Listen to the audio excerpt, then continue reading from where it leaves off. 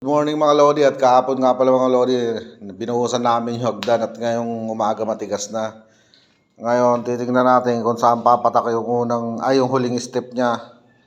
Kasi may pamahiin daw kasi dito sa mga hagdan na to pag mga ganito. Unahin natin unang step. Oro, plata, mata.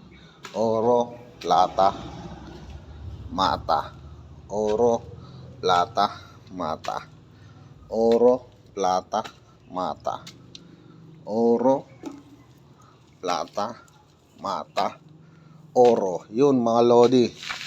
Oro ang kinatapusan ng baitang niya. Nandito na tayo sa taas ngayon. Ang oro daw kasi sabi ng matatanda ay ginto. At nandito na tayo sa taas. At dito naman sa taas, nakapaglatag na sila ng kahoy na lalatagan ng yero. Ayan. Ayan dito. Hanggang dito na. Ayan. Hanggang dito sa mga kwarto. Kunti na lang. Baka ngayong susunod na linggo, magbubuhos na kami nito sa taas. Sa rooftop. Ayan. Ang wala na lang, itong sa kwartong isa. Tsaka yun nandun sa terrace. Ito. Meron na rin to. Ayun sa terrace wala pa.